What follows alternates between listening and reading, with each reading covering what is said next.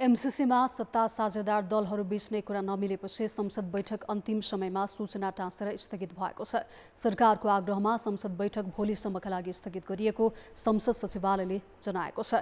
केही बेर अघि बसेको कार्यव्यवस्था परामर्श समितिले भने प्रतिनिधि सभाको आजको बैठकमा अमेरिकी अनुदान सहयोग सम्बन्धी सम्झौता एमसीसीबारे छलफल अघि बढाउने निर्णय गरेको थियो। तर अन्तिम समयमा संसद स्थगित भएपछि अर्को बैठक भोलि दिउँसो 1 बजेका लागि तय भएको छ। कार्यव्यवस्था परामर्श समितिको बैठकले प्रमुख विपक्षी दल नेकपा एमाले सदनमा अवरोध गरे पनि एमसीसीको छलफललाई अघि बढाउने निर्णय गरेको थियो। एमसीसी माथिको छलफलमा बोल्न चाहने सांसदहरूलाई 5-5 मिनटको समय उपलब्ध गराउने निर्णय समितिको छ। दलीय हिसाबले भन्दा पनि एमसीसी माथि सांसदहरूले स्वतन्त्र रूपमा आफ्नो धारणा राख्न पाउने व्यवस्था गरिएको संसद सचिवालयले जानकारी दिएको छ। समितिको बैठकमा प्रमुख प्रतिपक्ष एमाले भने सहभागी भएन। सरकारले फागुन 8 गतेको संसद बैठकमा एमसीसी टेबल गरेको थियो।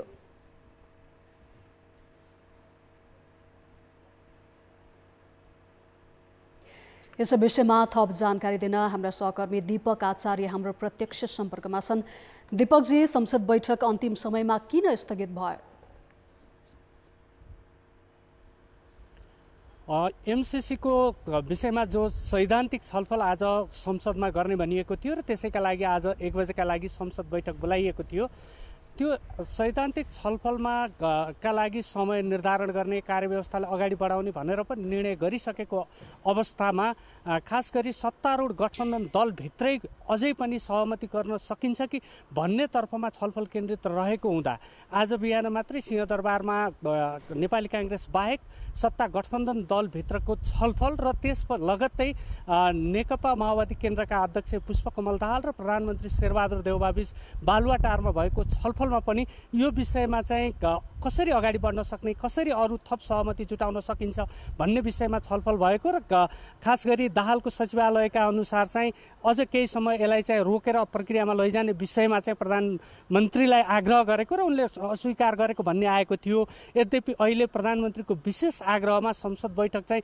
भोलिसम्मको लागि स्थगित गरिएको छ भनिएको छ। यसले के देखाउँछ भने सत्तारूढ गठबन्धन दलभित्रै अझै पनि यो विषयलाई कसरी अगाडि बढाउने भन्ने विषयमा चाहिँ सहमति जुटाउन सकिन्छ कि भन्ने प्रयत्नमा रहेको देखिन्छ र शीर्ष नेताहरूले त्यो प्रयासलाई भोलिसम्म जारी राख्नकै लागि चाहिँ यो बैठकको आजको कार्यक्रमलाई चाहिँ स्थगित गरेको देखिन्छ। श्रीजी, दीपकजी, अन्तिम समयमा संसद स्थगित भएपछि यसले पार्ने प्रभाव र अबको संसदीय प्रक्रिया के हुन्छ?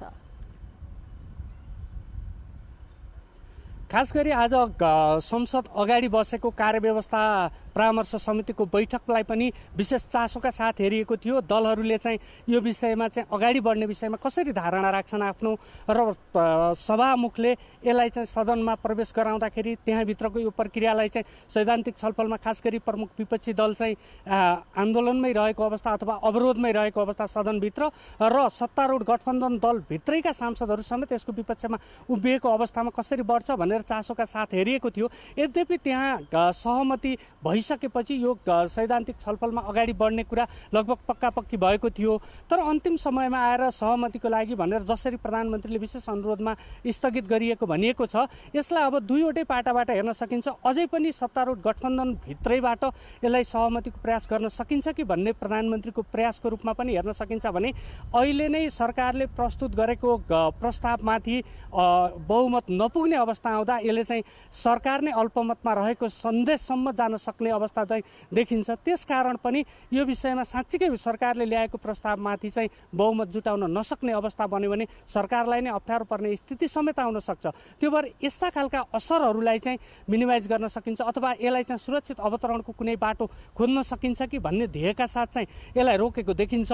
यद्यपि यसको प्रक्रियाको कुरा गर्ने हो भने पुनः भोलि बोलाइएको बैठकमा पनि यसलाई चाहिँ अब सैद्धान्तिक छलफलमा लैजाने विषयमा सहमति जुटेको र सांसदहरूलाई चाहिँ बोल्नका लागि समय समेत निर्धारण गरिएको हुँदा त्यो प्रक्रियाबाट नै अगाडि बढ्ने देखिन्छ। छलफलको प्रक्रिया चाहिँ अगाडि बढ्ने देखिन्छ।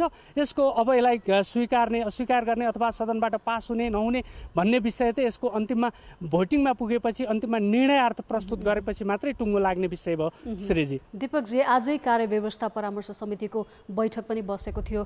सो बैठकले के निर्णय गर्यो? कार्यव्यवस्था परामर्श समितिको विषयमा केही विषय मैले अगाडि पनि राखेँ। खास गरी कार्यव्यवस्था समितिको बैठक 11 बजे बोलाइएको थियो र 1 घण्टा ढिलो गरेर 12 बजेपछि पनि त्यो पनि झन्डै 1.5 घण्टासम्म लामो समयसम्म चाहिँ कार्यव्यवस्था समितिमा छलफल गरेर कार्यव्यवस्था समितिको मुख्य विषयवस्तु भनेको अब संसदभित्र रहेको प्रमुख विपक्षी दलले गरिरहेको अवरोध हटाउने विषय अथवा अवरोधकै बिचमा चाहिँ कसरी अगाडि बढ्ने, सत्ता गठबन्धन भित्रै रहेको चाहिँ मत भिन्नताको विषयलाई चाहिँ कसरी सम्बोधन गर्ने र यसलाई चाहिँ छलफलमा लगियोस् भन्ने प्रस्तावकै विषयमा पनि बहुमतले स्वीकृत गर्न पर्ने अवस्था हुन्छ। त्यो अवस्था चाहिँ सभामुखले चाहिँ कसरी हेर्ने, ती मतलाई मतविभाजनको अवस्था कसरी लगाइजाने जस्ता विषयमा चाहिँ छलफल गरेको देखिन्छ।